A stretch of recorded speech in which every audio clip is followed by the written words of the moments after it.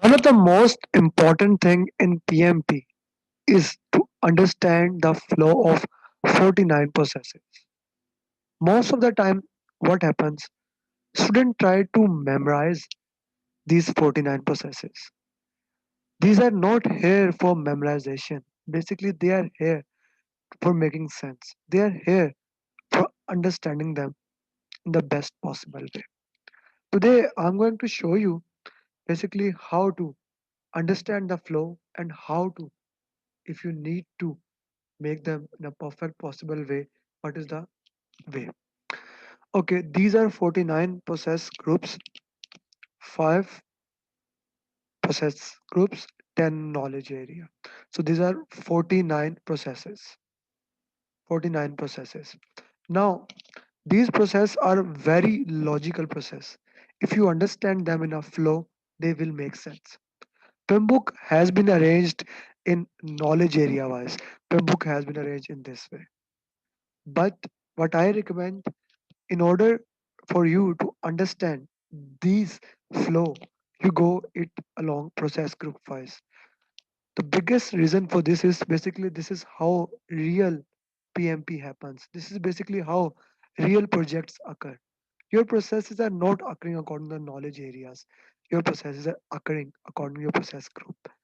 And in PMP exam, it will be also asking question you through process groups. So let's go to the process group. First, we have initiation process group. In initiation process group, there are two processes. And my friends, very important thing, always remember the process from its output. Always remember the process from its output and then go towards input or tools and technique. So what are the two major outputs of develop project charter and assumption log? You need to know what basically project charter does. What is the function of project charter? It authorizes the project, it gives authority to project manager, it gives the resources and all those things. Then what is the function of assumption log? Then we move to the second process of initiation process group. Stakeholder register is being formed here. My friends, what is the importance of stakeholder register? In stakeholder register, you have list down all the stakeholder, not just the major stakeholder or the key stakeholders. You have list down all the stakeholders here. So you are trying to understand how they basically relate the process in all the processes. You lay the foundation for the success, list of all stakeholder, then categorizing them through power interest model, manage closely for those people who have more power, more interest, and so on. Then you maybe have utilized salience model, power influence model, other things, and then you list them then according to their current state of engagement and future state of engagement in stakeholder engagement matrix. So in the initiation process group, we have two major processes: develop project charter and stakeholder register. When we move from initiation to planning process group, we have project charter at our hand and stakeholder register at our hand. Now, identifying the stakeholder can be an iterative process. You keep on identifying the stakeholder till the end of the process. Then we move towards the planning process. Every process has its reason. In planning process group, the biggest reason is to basically make project management plan. What is project management plan? And where it will be made? It will be made here. And project management plan is basically the mother of all plan. It has 10 major plans and 3 baselines: scope baseline, schedule baseline, and cost baseline. And we know when we combine these 3 baselines, we basically get the fourth baseline, which is a combination of all these 3 baseline, and that is called as performance measurement baseline. Okay, so we have scope baseline here, we have schedule baseline here, we get cost baseline here. And along the way, from plans, scope management till stakeholder management, we get 10 plans: scope management plan, requirement management plan, schedule management plan, cost management plan, quality management plan, resource, communication, risk, procurement, and stakeholder engagement plan, and 3 baselines. And then you need to ask question to yourself, what is the thing that can hinder your progress? And that will be risk register. So you need to know how risk register is formed. So let's go it from here again. The first process, we are making project management plan, which is a combination of all these plans. So for project management plan to be made, we need to have scope management plan and requirement management plan. Then requirement management plan goes here. In collect requirement, we get requirement traceability matrix. Requirement traceability matrix is a combination of all the requirement from initiation till exit. This matrix will be a live document. Then we have requirement documentation containing what are the requirement, how you are going to utilize, and all those things. Then along the way, we have defined scope with the help of requirement documentation. We make basically project scope statement. Project scope statement tells us what is in the project, what is included, and what is excluded in the project. Then in create WBS, basically we made our first baseline. Scope baseline is being made in create WBS. Scope baseline is a combination of work breakdown structure. Work breakdown structure is a basically hierarchical decomposition of complete work, and it has work package, the smallest unit on which you can do all the calculation at the end. Then we have work breakdown structure dictionary. Work breakdown structure dictionary is used to understand what is basically work. If I say you to go and do 1.3.3.2, basically that's how work breakdown structure has been divided. You will never understand it. So you need a dictionary in order to understand it. So we get a scope baseline here. Then once we have scope baseline here, we have made two plans and one baseline. Now let's move to next process. Here the goal is to make schedule baseline. How we are going to make schedule baseline? We go to plan schedule, we get schedule management plan. Then in define activities, the work packages which we made previously, we divide them, decompose them further into activity list, activity attributes, and milestone list. Then we sequence them, finish to start, start to start, start to finish, and finish to finish, with also mandatory logic, preferential logic, discretionary, internal dependency, external dependency, leads and lag, PMI system, all those things are applied there, and we get project schedule network diagram here. Then we basically go to estimate activity duration, all those analogous estimation, parametric 3 point, which has PERT and triangular distribution in it, then bottom up estimation, reserves analysis. We get activity duration estimates and basis of estimate. Then develop schedule comes here. Here basically we add sequence into estimate activity duration. We do what if scenario, Monte Carlo analysis. We do schedule network analysis, critical path, critical chain method, schedule compression, that is crashing, fast tracking, resource optimization, resource leveling, resource smoothing. And as a result, we get our second baseline, that is schedule baseline. Along the way, we do get schedule data, project schedule, all those things. Then we go to cost. So here right now we have scope management plan, requirement management plan, scope baseline, schedule management plan, schedule baseline, and now we go to the cost. In plan cost management, we get basically cost management plan, and then similarly to estimate activity duration, we have estimated cost. Estimate cost as an output of cost estimate and basis of estimate. Then we aggregate all the costs and determine budget, and we get the third baseline, cost baseline. So here the three baselines have been made: scope baseline, schedule baseline, cost baseline. These are the parameters by which all the progress will be measured. Then we see what are the quality requirements, what are the standards we are going to follow in plan quality management. So we have quality management plan. Then we see how much resource are required, when the resource are required. So we get resource management plan here and team charter. Team charter basically defines what will be the roles, what how you are going to communicate, when to communicate, and so many other things in team charter. Then similarly, like estimate cost, we have estimate activity resource. We will get activity resource estimate and basis of estimate. Then we plan communication, see what technology are available, what methods are available, push, pull, interactive, the communication model and all those things, and we get communication management plan. Now we come to risk management plan. Now risk is something uncertain. Risk is something that can damage our baseline. In the risk, we have to understand if we don't manage the risk, we cannot do anything. Risk like corona, right, the one we are having right now. Right now we are in the second wave of corona. Corona can damage everything. So corona is basically an Unknown risk. Any known or unknown risk can occur and can damage your project. So now we go to plan risk management. The goal here is to get a risk register, and risk register in which all the risks are there. In plan risk management, we just make risk management plan. In identify risk, we make a list of all the risk, maybe their potential responses and potential honor. In qualitative risk assessment, we rank the risk through probability and impact metrics. But before ranking, we do check the data. Are we getting the right data or not? In quantitative risk analysis, if we do quantitative analysis, we do tornado diagram, Monte Carlo, influence diagram, expected monetary value. And once we are done with this, we have an updated risk register with all the ranked risk. All the risk report is with us. Then we go to plan risk response. In plan risk response, basically we made response for negative risk as well as positive risk. We see for negative risk how to avoid him. If we cannot do avoid, we mitigate or transfer them. In positive risk, we try to exploit it. If we cannot exploit, we enhance or share. Then we have acceptance for both active acceptance like contingency plan, fallback plan, passive acceptance, work around there.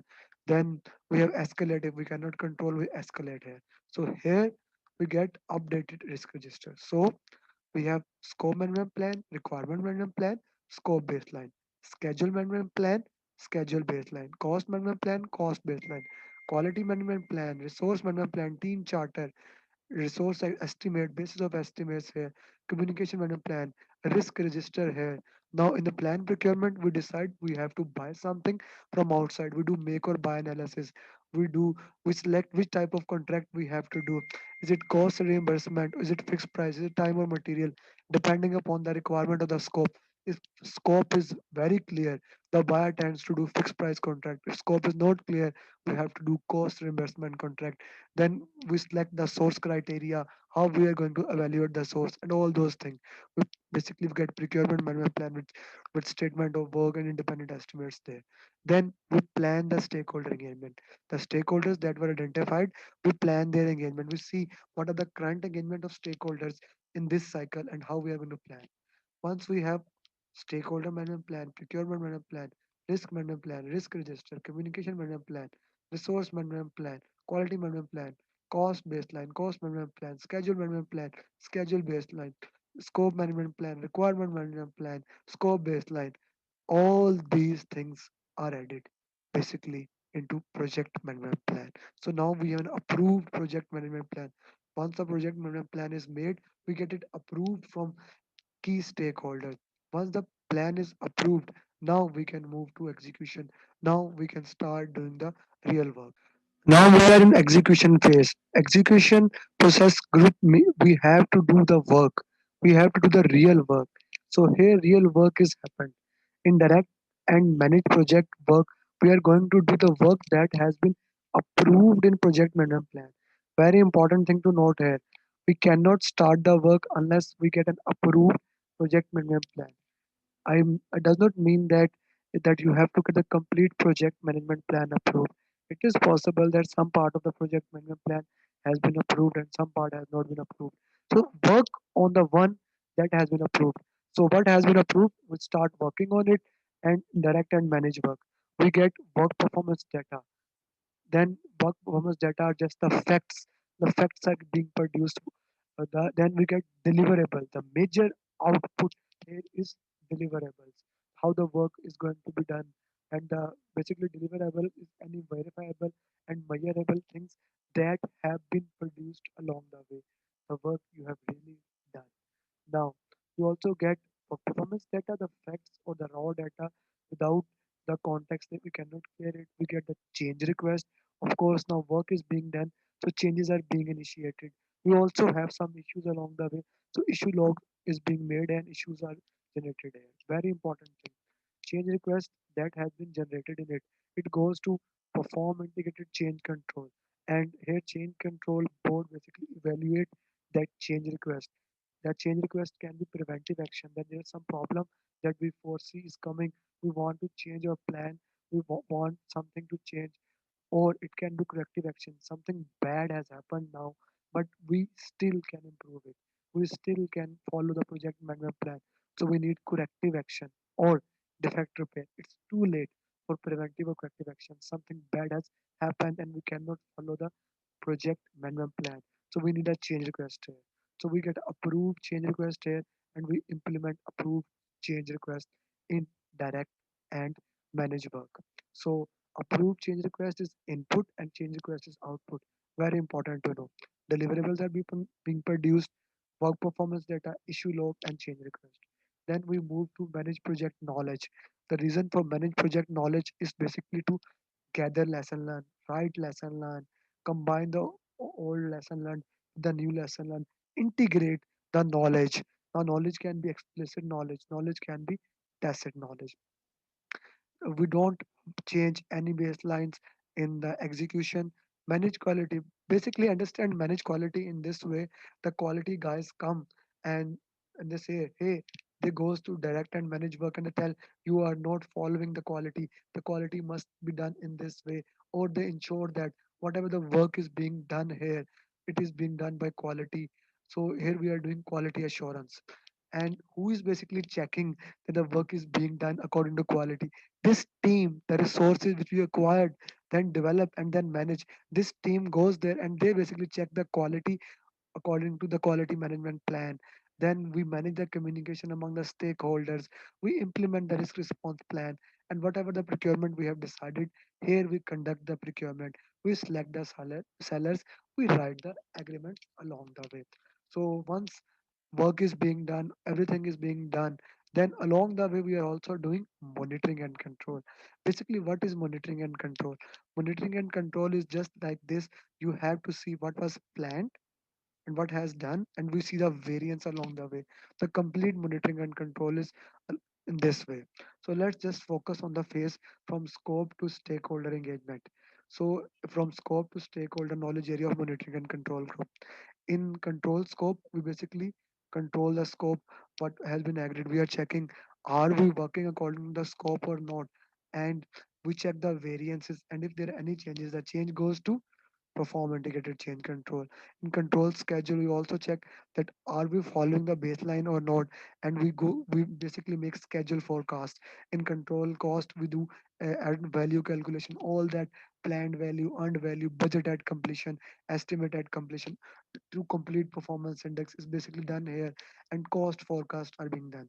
Then we try to control the quality to quality control.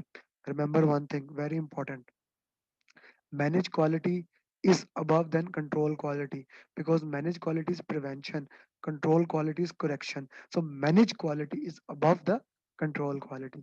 Then we control the resources along the way. The biggest thing to understand here is control resource, ensure that the resource that has been acquired, they have done work according to their requirement, and as their work is completed, they are released. Then we are ensuring the communication has an proper effect, proper format, right format, is reaching to the right audience on right time, so have right impact, and ensuring that stakeholders are aligned with our expectations. We are controlling and closing the procurement along the way. If we are unable to reach the agreement, we are going for ADR, alternate dispute resolution. That is an important term to understand. We are reassessing the risk. We are saying we are auditing the risk, and we are saying is there any secondary risk that can damage our progress along the way. Now, very important things that need to be remembered from monitoring and control before going here: deliverables that were produced in direct and managed work. Deliverables that were produced in direct and managed work, they goes to control quality and become verified deliverable. They become verified deliverable. Verified deliverable means after internal inspection, after decision, quality says that we basically say that these direct deliverables are according to our standards. And if they are not accepted according to quality, then they goes to basically as a change request to perform integrated change control, and again they are become approved change request and we implement it, then again it's come to quality control. But if they become verified deliverable, we basically go to validate scope. In validate scope, basically we ask the client to come with us and we do inspection with the client. As a result, the verified deliverable that was coming from here, it becomes accepted deliverable. Now, accepted deliverable means that we have signage, we have formally accepted the deliverable. That is the purpose of validate scope. Once we get accepted deliverable, we send them to close the project to convert into the final product or services. So once again, direct and manage work, deliverable goes to control quality accept, then we get verified deliverable, then we go to validate scope, here we get accepted deliverable, then final product. This is known as deliverable journey. This known as deliverable journey. If I can go a little bit back, we have a need assessment. From need assessment, business case is generated. From business case, project charter is made. Project charter tells us what are the deliverable required. It goes to project management plan. Project management plan basically tells what work need to done, and it tells to direct and manage work to produce deliverable.